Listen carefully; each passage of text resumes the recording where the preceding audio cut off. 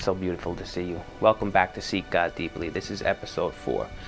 In this episode, I'm going to talk about meditation, inspired by a fellow seeker of truth, Jason. Thank you very much for the inspiration. I've been meditating ever since I was a little child. I took martial arts. Obviously, I didn't know what meditation was back then, but I kind of grasped onto, as I got older, I grasped onto the concept of what meditation is supposed to do, where meditation is supposed to lead you. And of course, like religions, there are tons of different techniques for meditation.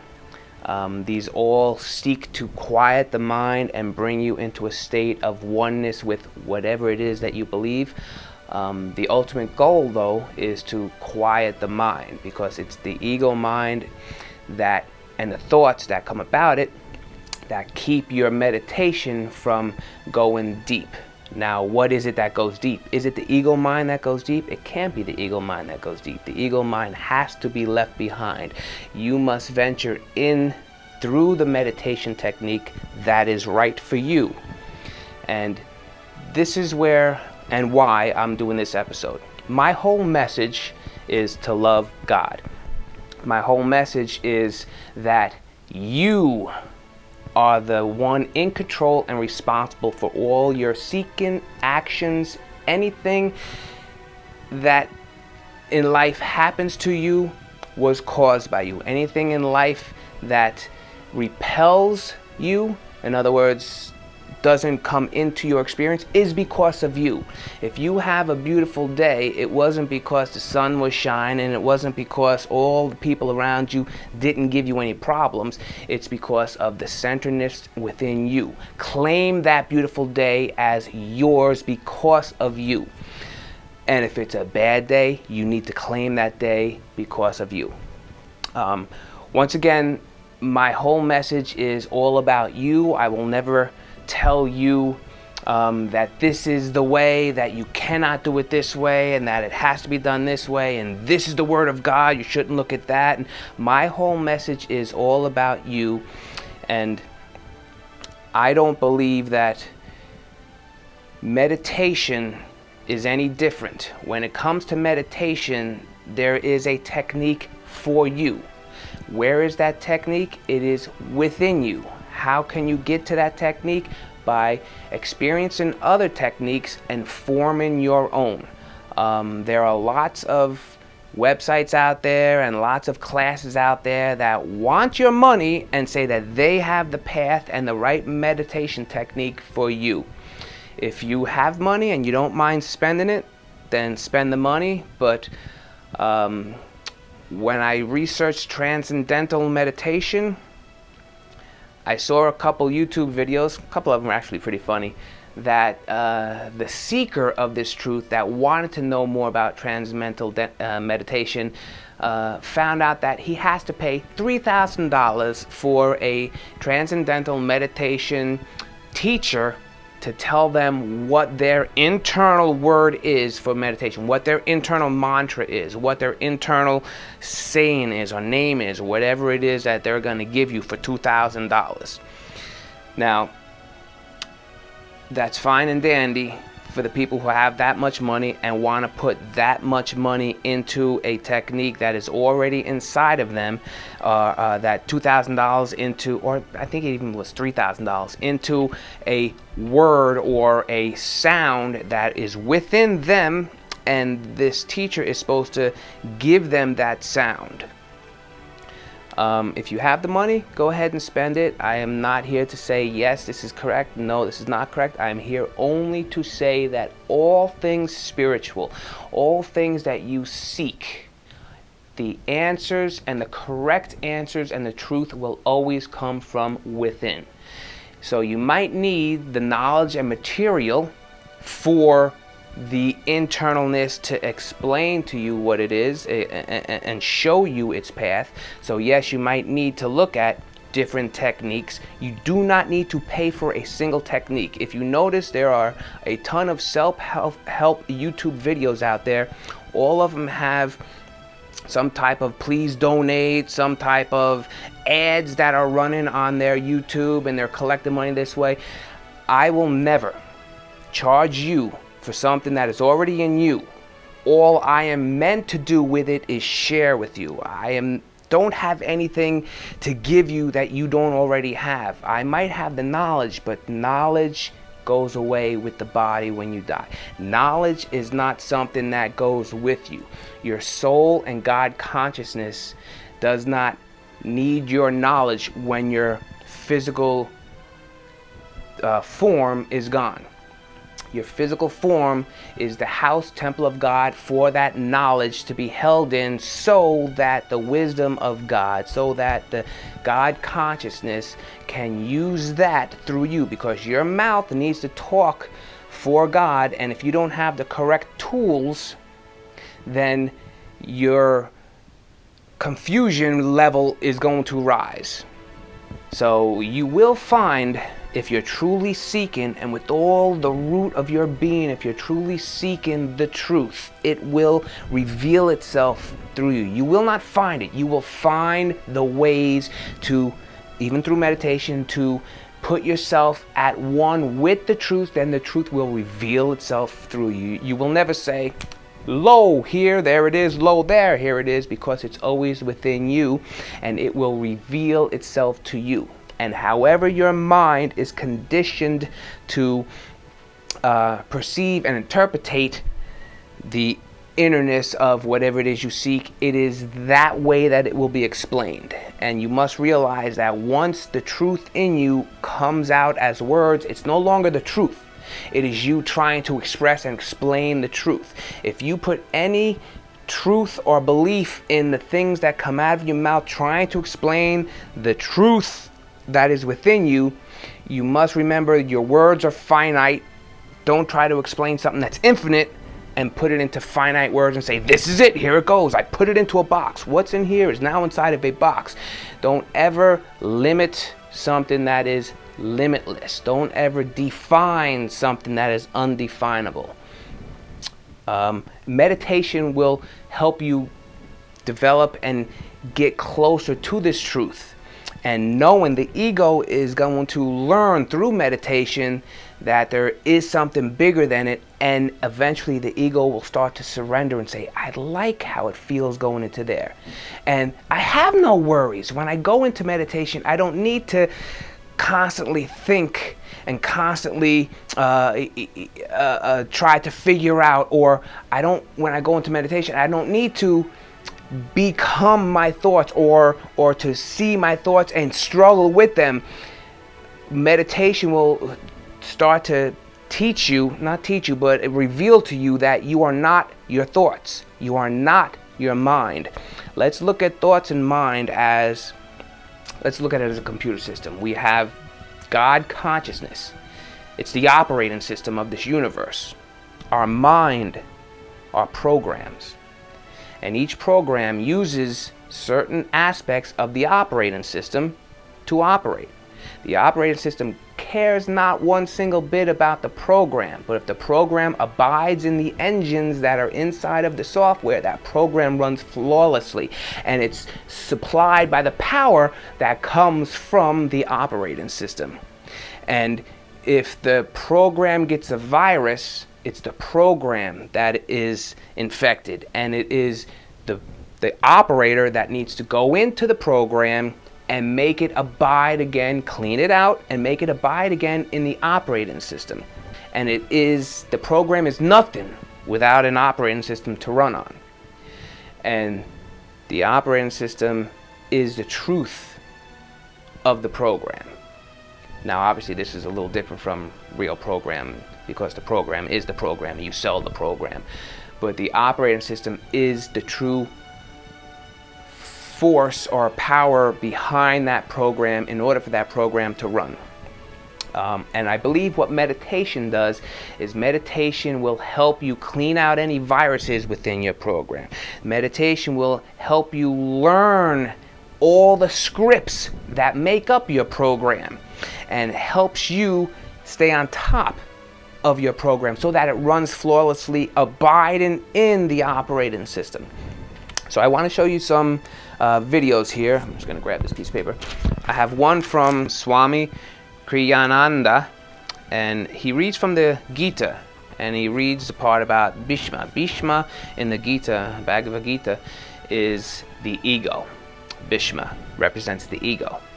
And he reads a passage saying how the Bhishma is constantly blowing his trumpet. In other words, the trumpet are the thoughts that are constantly getting in your way when you're trying to meditate. These thoughts that constantly come out. And when I saw him talk about, it was a revelation to me when I saw him talking about it, and actually it has something to do with revelation in the Christian Bible. When Bhishma, the ego, blows its trumpet, throws these thoughts out, I started to think about in Revelation where it says, you will hear loud trumpets and the clouds will descend, and out of the clouds will come the Christ. Remember, Jesus became the Christ. Gautama became the Buddha.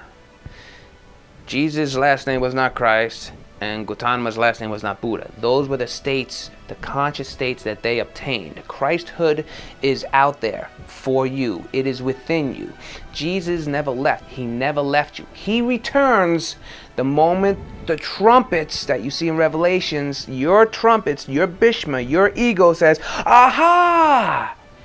He never did leave. Or aha! Whatever the revelation is.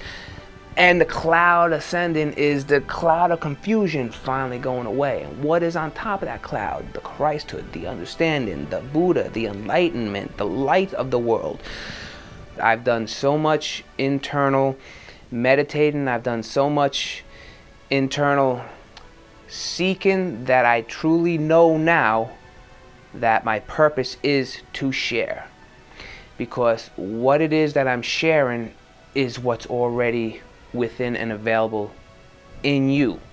I don't aim to give you anything you don't have, because I have nothing to give you. I can only share and hopefully light that fire that I see and know is beautifully burning inside of you. And where light is, darkness cannot exist. And only exists darkness when the light within you is unrecognized, unacknowledged. Wow. I have to rewind that to see what I just said. I just got tingles. Okay, so I don't even know where to go. That actually came from, hopefully it was good. I'm just going to continue. So let's check out Swami Kriyananda. Hello friends, I'd like to read again from the Gita. This is a curious passage. Most people think that scripture is very solemn and staid and stiff-shirted and so on, but actually there's a good humor in it too. And all the masters I've known, and I've known a number, have all had a good sense of humor. Grandsire Bhishma, remember Bhishma represents the ego. Grandsire Bhishma then, glorious and powerful among the Kurus, anxious to encourage the wavering Duryodhana, blew his conch with a mighty blast. Now the meaning of this is very esoteric. When you are in meditation and you gradually calm your mind, you reach the point where you don't need to breathe at all, and you don't breathe. There are techniques to help you to learn to learn to go beyond breath. One of them is to watch the breath. Just let the breath come in and out of the nostrils as it will. You can watch it in the nostrils first of all you'll feel it here, then feel it up at the root of the nose. When Krishna speaks of concentrating at the root of the nose, nasikagram, he means here, the beginning of the nose. The nose doesn't begin here, it begins here. So the beginning of the nose is the point between the eyebrows. And you can think of that air coming past that flow, past that point here, the point between the eyebrows, stimulating that point of concentration. So anyway, when the mind becomes very still and the body becomes very still and the breath starts to become calm, suddenly the ego will come in. What about me? What about me? And then you find, and this is what happens in the next part of the. Then Bhishma blew his conch with a mighty blast. That's the conch shell of Bhishma, the ego, the breath itself. And then in the next stanza, a very interesting passage where it says, "Then there followed at once a great tumult as conches, kettle drums, tabors, small drums, horns sounded in a mighty uproar of support." Well, this is all humorous. You must understand that great saints have fun in their teaching. They're not just solemn. But what he's saying is that once Bhishma has blown his big conch of the ego, which is the breath, then all the world sounds come in, and the sounds of the body come in again, and everything, the world begins to assume its own importance.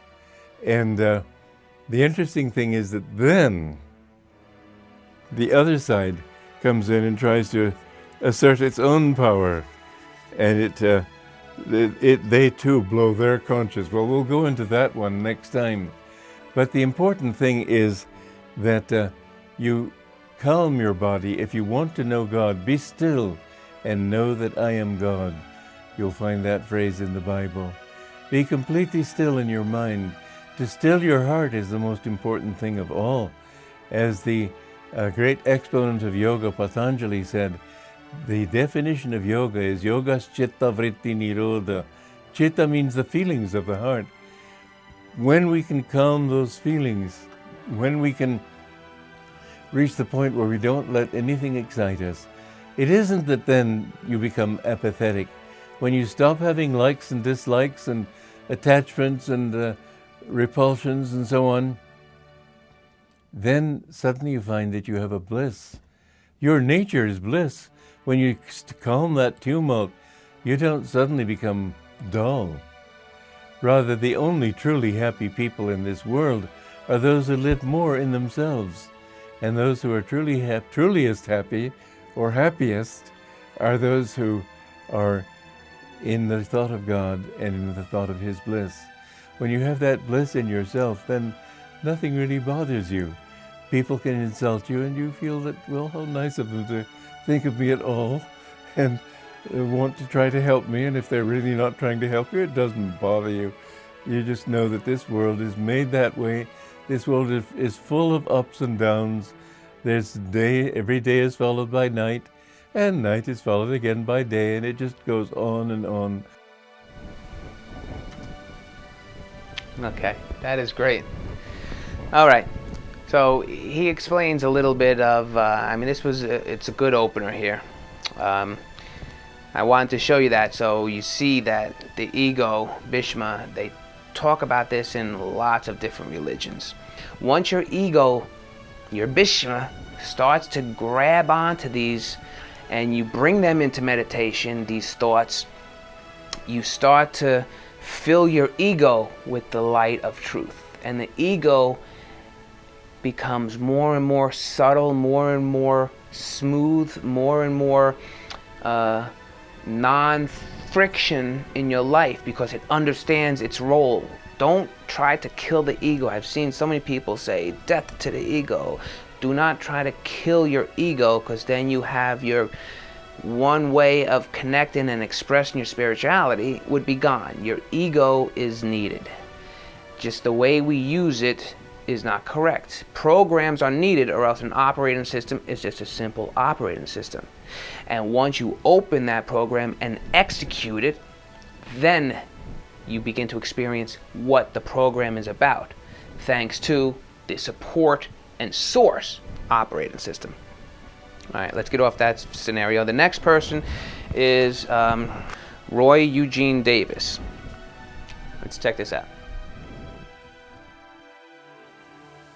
When you're meditating alone or with your compatible group, and if you chant Om, usually in a repetitive manner, can have a calming effect on your mind. But any kind of devotional chanting or singing will have a beneficial effect on your mind and brain. It has been noted in studies that chanting a simple melody and lyric contributes to coherence or harmonious interactions between the left and right hemispheres of the brain, also to reducing stress. And So you chant gently with intention if you want to. You chant Om or any other devotional chant that is meaningful to you. You can do that prior to meditation or when you first begin to meditate. That can be helpful. The idea regarding meditation is, as I mentioned earlier, is to be alert and intent and to detach your attention from external conditions and from subconscious or subjective conditions. That is, you want to detach from the outside but also from the inside conditions. So if you have feelings that rise and fall, if you have memories that come and go, or thoughts that are persisting, you want to detach attention from them too. Don't sit there and explore your thoughts or examine your memories. When you're meditating, there are times that it may be useful to do those things. But when you're meditating, you want to detach your attention from all conditions. Okay, so as you can see, he talks more about catching yourself when Bhishma, when your ego or when thoughts start to pop in. Now, when I was younger, my martial arts teacher showed me a way.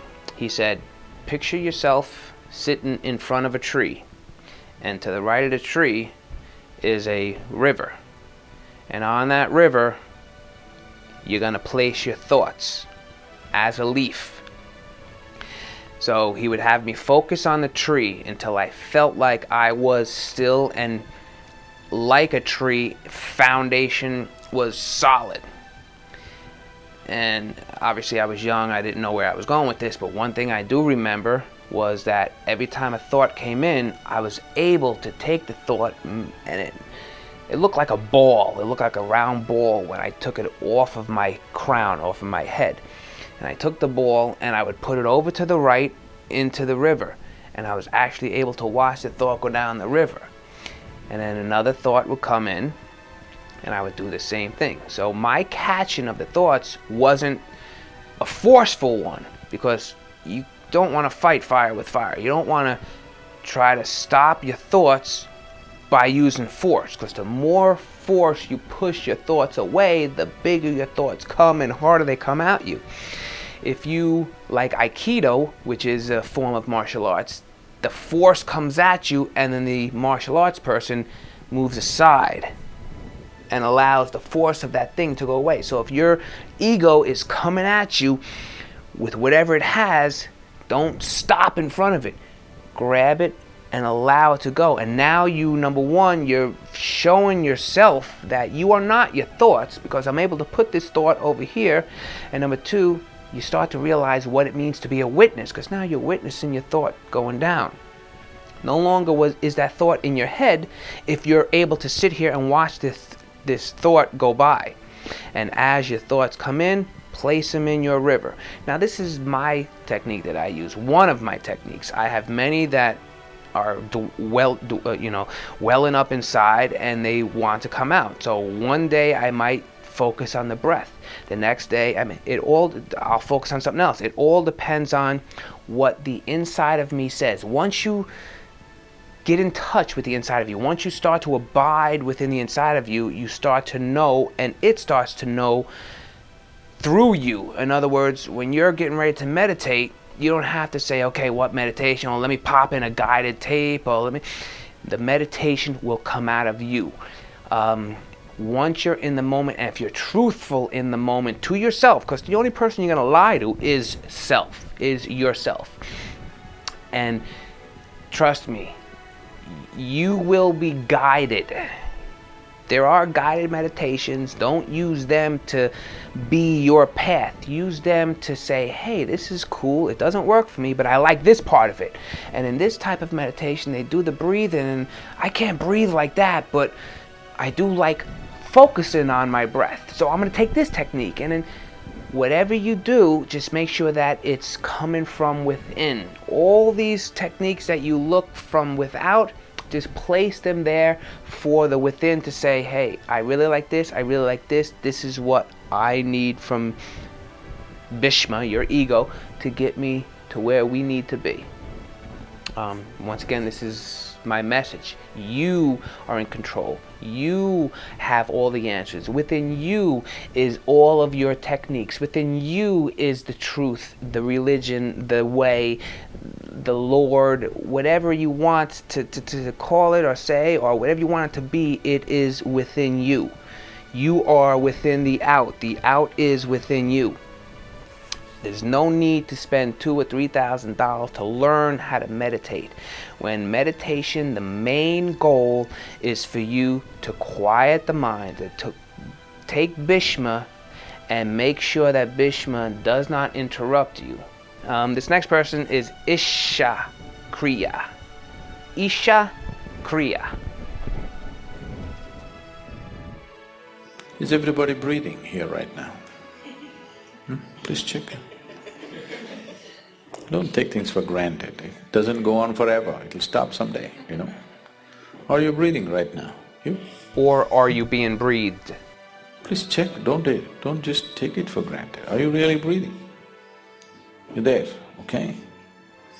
This inhalation, exhalation, inhalation, exhalation, inhalation, exhalation. Next inhalation did not happen, you're gone. See how fragile you are. Just if this one inhalation does not go, wherever we look, you won't be around. At the same time, so fragile human life is. At the same time, how sturdy it is, how many things a human being can do in this world. On one level, it seems to be so fragile. Just look at it and see. It doesn't come back. Too fragile, isn't it? You're taking it for granted, you're not conscious about it. If you become conscious and watch it, it's a damn fragile life. At the same time, how sturdy it is, how many things it can do. This is the beauty of creation. Everything is tenderly balanced. So tenderly, you cannot disturb it. Not easily, you know. The whole creation is like this, it's just like that. That shows the mastery of the Creator.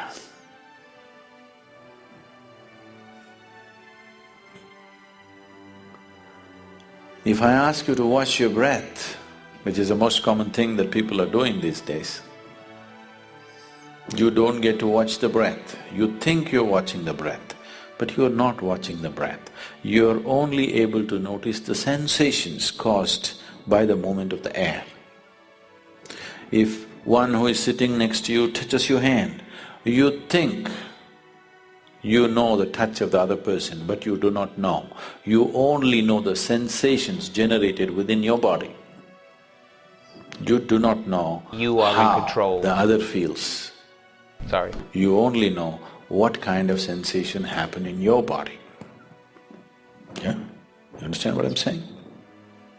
So right now, you do not know the breath, you only know the sensations caused by the breath.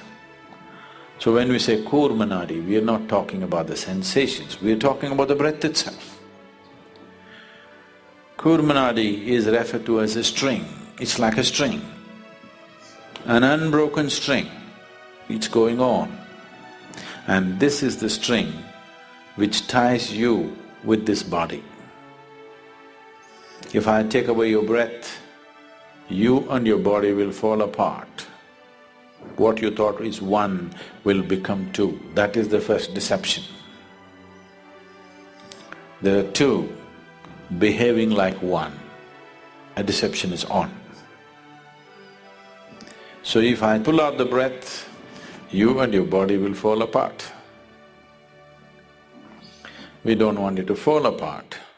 But if your consciousness travels with the breath, if your awareness travels with the passage of the breath keenly enough, then you will see, distinctly see, these two are not one.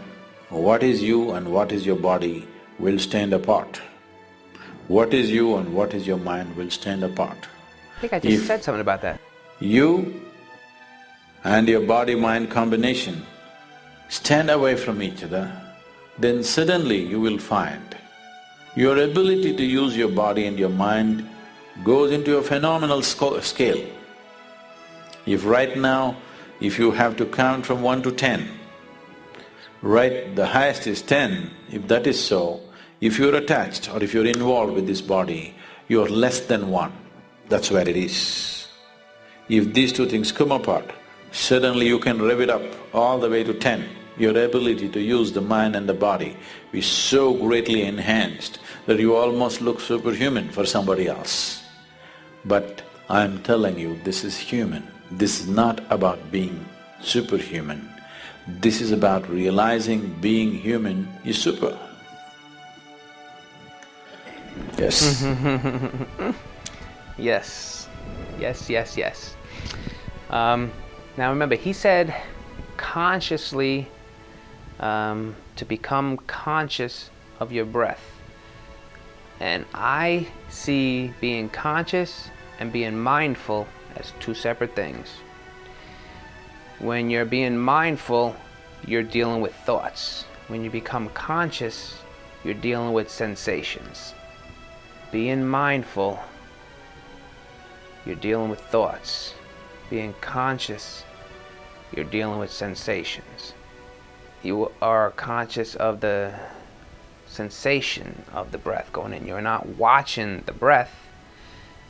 You are being conscious of the sensation of the breath coming in and out, which separates you from the breath and the body. You are the one being breathed. Wow, I like this episode so far. Okay, let's move on. This next guy, OSHO, O-S-H-O.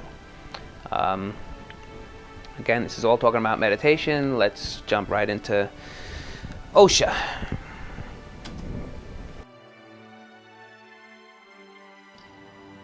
You have invented some techniques, meditation technique, and you say that in India there is 112 technique of meditation.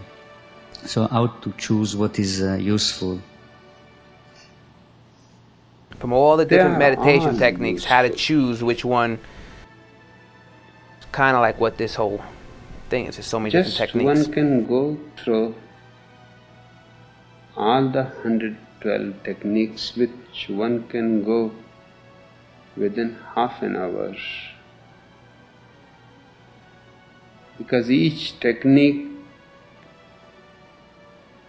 consists only of 2 lines. So just go through them, and any technique that strikes you, that this is what will be suitable to you, try it. Or if you find 2-3 techniques, then try one by one, give chance. Out of 112, there must be a technique more than one. One is absolutely certain, but my experience is that more than one will be applicable to every human being.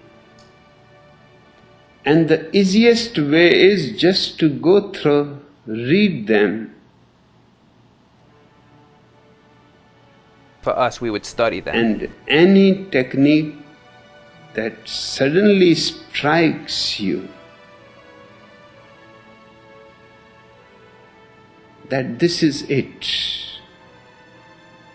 give it a try. And if you succeed in one technique, then every other technique becomes very easy. If the first technique took 6 months, the other techniques may take just 1 week. Because now exactly you have reached to the point. You know the place, you know the space that meditation creates. This is a different path leading to the same space. Now that, I like that. Different path leading to the same place. I showed you that one because I guess he created 112 different meditation techniques, his own. And of course you have, the world has so many other techniques. But he tries to explain that try the different techniques, which is what my whole purpose of this video is for. The answer to the meditation technique that's going to work for you is within you. And the techniques that you find may not be absolute. You may have to take a little from this one, take a little from that one, take a little from that one, and create your own technique. This guy created 112 of his own. And then he mentions that once you find a technique that works for you and gets you to where you go, you don't have to just stick with that one technique, because now you know the destination. There's hundreds of different paths and roads to lead to Disneyland. But once you know how to get there the first time, you know exactly what to expect.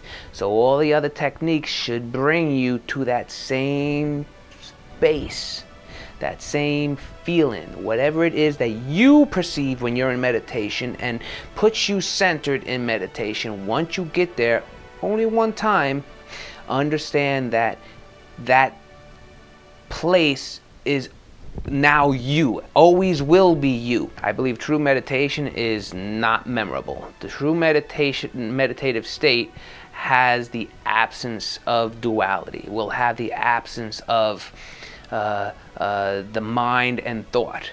So how would you be able to come out of that true meditation and say, wow, that was great? What is that when the mind and the ego and the contemplative part of your mind is not a part of true meditation?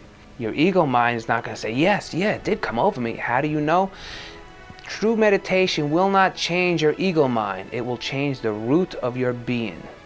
And the root of your being changed, and the ego mind allowing you to act from the root of your being. Remember, faith, Dale Allen Hoffman talked about ha'iman uta, which is Aramaic for the word faith, consciously acting from the root of your being. Once you start to purify the root of your being, you'll know that your meditation is working because of the actions. People will know something is working within you because of your actions. When your actions are filled with a knowing, an enlightenment, then you have to know your meditations are working, because this didn't just pop up out of nowhere. You've seeked this, you've searched this, and it's through that meditative state, that the root of your being gets cleansed and cleaned. The ego mind can't touch the root of your being. The ego mind can only witness. The ego mind can only abide in and help abide in the laws which allow that center of you to express outwardly. And every action you do, especially ones that are unconscious or subconscious, shows exactly what the root of your being is. Let's jump into this next one. This next one is a video from Bob Roth. This one has to do with the Transcendental Meditation. I mean, you have this Transcendental Meditation, there's Zen Meditation, there's Mindful Meditation, Mindfulness, Breath Meditation, Guided Meditation, Mantra. There's so many different yoga type of meditations. This guy, Bob Roth, he is from TM, which is Transcendental Meditation. And it is through these guys that I realized these guys are charging $3,000 to give you a word. Sound is vibration. So if there's a special sound within you, like mine is a mix between Om and Abun, which is Aramaic for the beginning of the Lord's Prayer, Abun Beshmaya. And you just find, and they always change. I mean, there's sounds within you that we are evolving creatures. Our forms are always changing. I mean, I didn't look like this 20 years ago. Our forms change. To say, give me $3,000, I'm going to give you a word. How do we know that this word, number one, is worth $3,000? Because you cannot put a price on truth. So what are you actually buying? What are you paying for? Are you paying for something that is making you believe, since I paid $3,000 for this is gonna work? It definitely has to work because it's $3,000. Whatever they give you, it has to be something that's going to evolve with you. You are the only thing that will be with you 20 years from now. So within you is the teacher that you're going to need 20 years from now. Get in touch with him now. Get in touch with her now. Get in touch with the being of you now, and it will forever supply and provide you with all that you need. Within you is all that you will ever need. Let's check out Bob Roth. Transcendental Meditation. How does this differ from other forms of meditation? And for this, we look back to scientific research. Because as I said, research shows that every experience changes the brain. And basically we know from science that there are 3 different major types of meditation. The first type of meditation is called focused attention. And focused attention is something like Zazen meditation or Vipassana meditation, any meditation that involves some concentration or control of the mind, trying to clear your mind of thought, trying to concentrate on your breath. It's like trying to stop the waves from moving. It's trying to stop the wave on the surface. So it's a focus, it's a concentration. The second type of meditation is called open monitoring. And that's a mindfulness form of meditation. And that's really how to emotionally disengage and just observe and be present and mindful of your environment or mindful of your thoughts. And that would just be like observing the rise and fall of the waves on the surface of your mind. Transcendental meditation does not involve any concentration, and it's not just an observational tool. It's an actual technique called automatic self-transcending, which allows the active thinking mind to experience quieter and quieter levels of thought, and then transcend thought and experience the self, experience our own unbounded nature. Okay.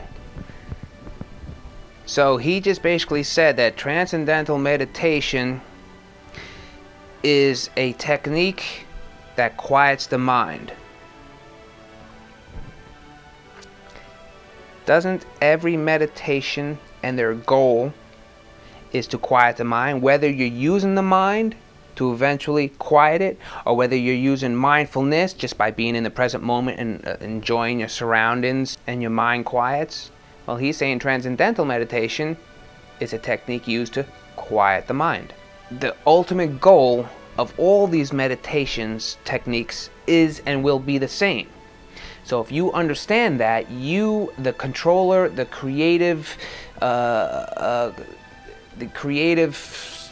creator of your life, you have all the answers. You have all of the buttons that control everything that's happening. So if you're able to understand what it is that you're trying to achieve with meditation, you have the first step into finding your technique, because you know exactly what it is you're trying to do.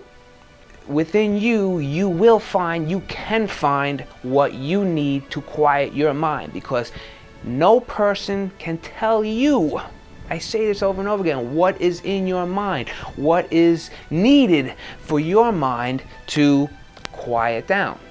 But yet, the only one that can truly tell you, yes, this is it, yes, I'm on to something, is you.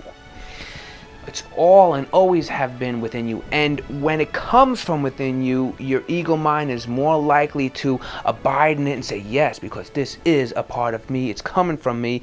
It's not something that someone else gave me. And I'm not thinking, oh my God, I spent $3,000 for this, and I'm sitting here and I'm doing this, Om Badre, and nothing's happening, and my $3,000 is, oh boy, I could have brought a car with that, or, well, a used car. So, the next thing I'm going to show you really quickly is the guy who, I believe, invented Transcendental Meditation. And it's Maharishi, Mahesh Yogi. Pretty sure. Let's check out what he has to say. Suffering is dominating life everywhere. Tension and stress and strain are increasing in every country, whether it's a affluent society or a developing nation, but suffering is everywhere. Suffering. It is possible for every man to go deep within and saturate his conscious mind with inner happiness, with that unlimited intelligence that dwells at the source of thought. The principle of Transcendental Meditation is simple. Being is bliss in its nature, is infinite happiness. Mind is always moving in the direction of greater happiness. It is the experience of everyone. Wherever the mind goes, it goes in the direction of greater happiness. And because the nature of inner being is bliss, infinite happiness, therefore, the mind during Transcendental Meditation takes that inward course in a most spontaneous manner. In this meditation, we do not concentrate or control the mind. We let the mind follow its natural instinct towards greater happiness, and it goes within and gains bliss consciousness in the being. Yes. The technique is, we take a specific thought which suits us, which is called the mantra, or a suitable sound for us, which we receive from the trained teacher of Transcendental Meditation. And these teachers are found everywhere in the world. I have trained them properly, and they give a suitable word, and the man experiences the thought of that sound and starts minimizing that thought to experience the finer state of that thought until the source of thought is fathomed and the conscious mind reaches the transcendental area of being. So from gross thought to the subtle state of thought, to the subtler, to the subtlest state of thought, this is the path of Transcendental Meditation till the mind, conscious mind, reaches the bliss consciousness or transcendental consciousness or pure consciousness or the state of being. And now, you can see right from the guy who invented Transcendental Meditation, he is saying that it is basically trying to quiet thought, but by not being the thought, which almost I picture in my head being like what I was taught when I was younger. Sitting in front of a tree, I have the river here, and my thoughts I put in the river. So I'm separated from my thoughts, and I watch them go by. So there is no attachment to the thought. And I do that with internal vision. He's saying, I guess, through Transcendental Meditation, it's done through a sound. So with the sound, I'm thinking you still have to visualize you're separating from the thought. Or does it mean that when your thought is filled with listening to the sound, maybe that's what makes the thought quiet down? But doesn't that put you into the thought if you're having to be that thought listening to the sound? Because if you're making a sound, there must be some mind within you controlling your mouth and your vocal cords to make that sound. So there must still be mind within the making of the sound. So I still believe that the transcendental or the visual or the mantra, which is kind of like transcendental, I guess. A mantra is saying something over and over and over. But with transcendental, the word is specific to you. Mantra is just any old mantra. Nam Yoho Renge Go and all of that. So I think that what their goal is the same goal as every other meditation technique, is to quiet the mind, the thought mind. However you need to do that is a technique out there for you, and those techniques may not be the correct absolute technique. They may be just little pieces of this one that you'll need, but the quieting of the mind has to be and will be done by you. The technique used will have to be created by you. Praise be to the divine if you find a technique that does not need any altering, that works for you. There's been people that have found a technique that exists already that they didn't need to manipulate. But if you're having difficulty, like most people, with meditation and trying to learn how to do it, just remember, it's not the technique. There is no technique that is correct. There is no technique that is wrong. There is a technique for you. And that technique is going to come from you by the understanding of other techniques. But the main focus, your ego mind will remember, is to quiet itself, is to take the thoughts and the mind and bring them to a standstill. However you want to vision, to a standstill, to a disattachment, to detach from them, however you want to visualize or say it. Remember, you're trying to enter into a state where there is nothing to visualize, there is nothing to say, there is no mantra, there is nothing that can happen through the ego.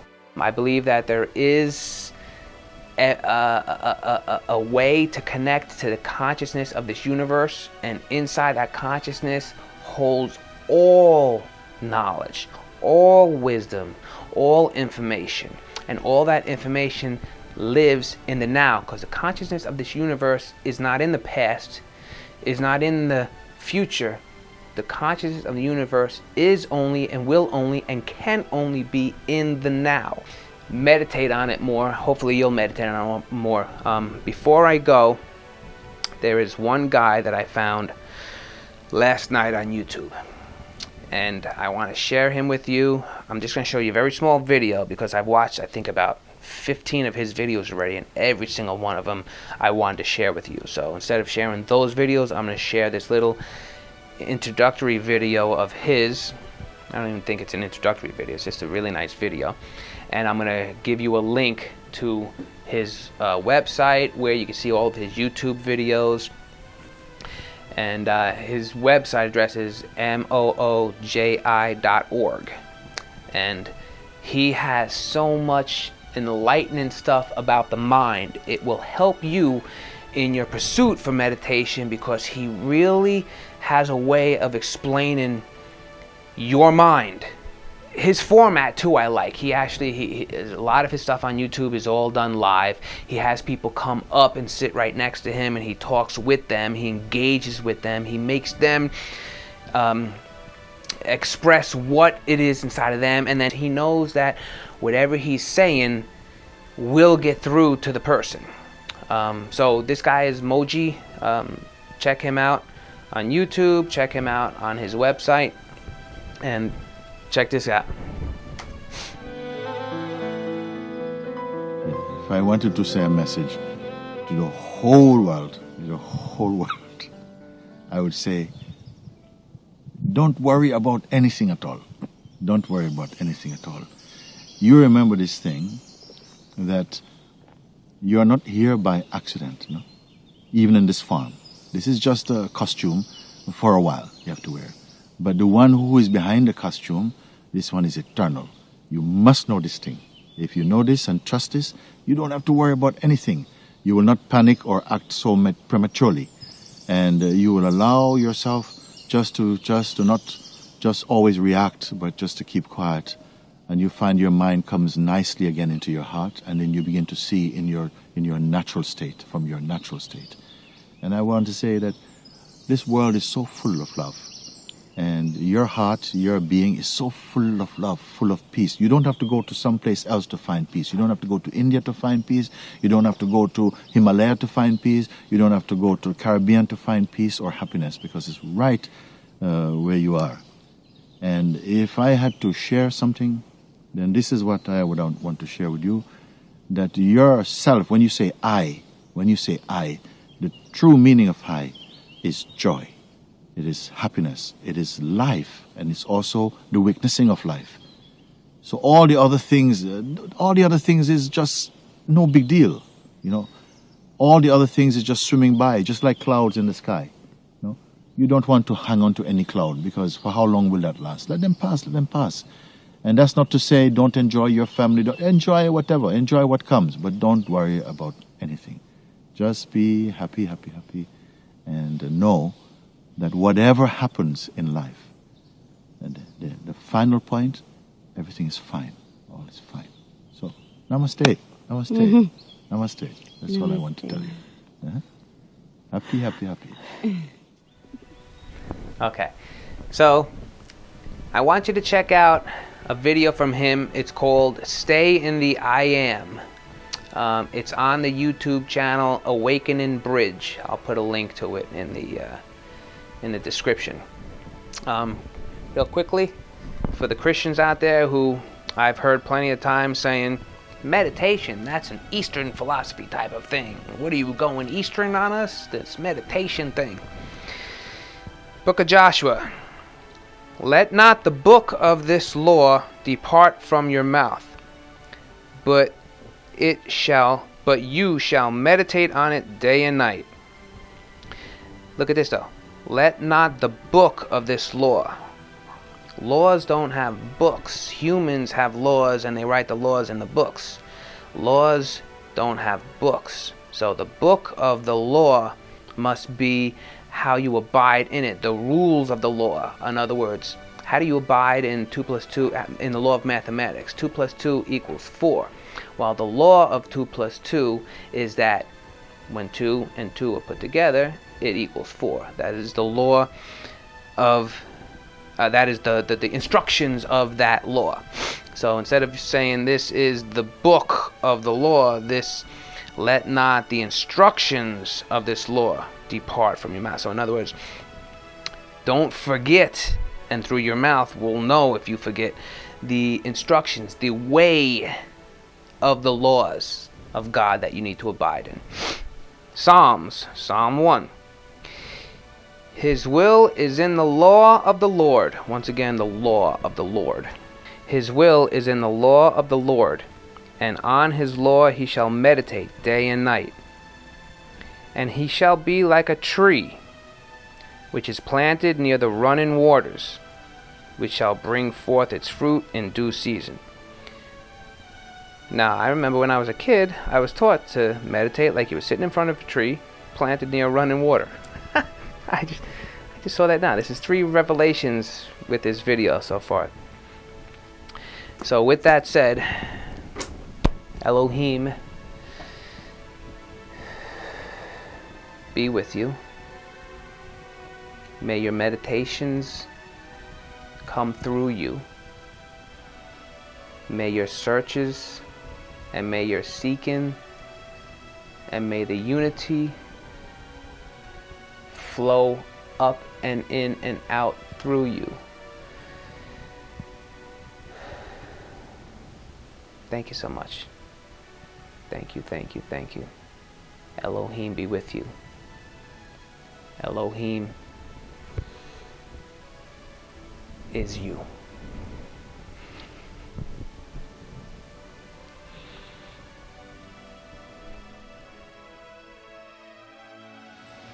Hey guys and gals, I just want to add one more thing about meditation.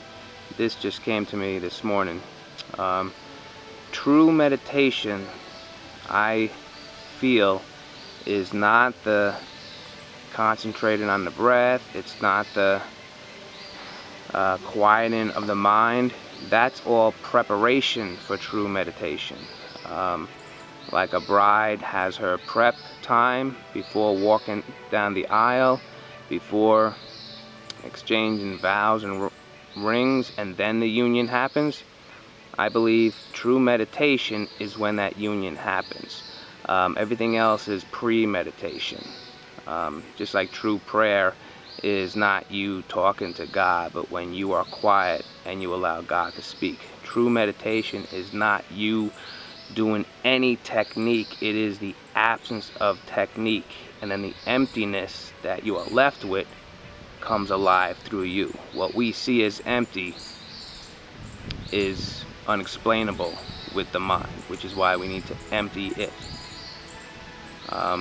So I believe that all these techniques are preparation, pre-meditation. allowing you to prepare yourself for the union. Once you get your technique, then you have to walk down the aisle, which is constantly work on it, constantly get further down the aisle.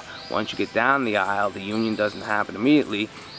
You have to make the duality of that end one. You have to become one with that end point.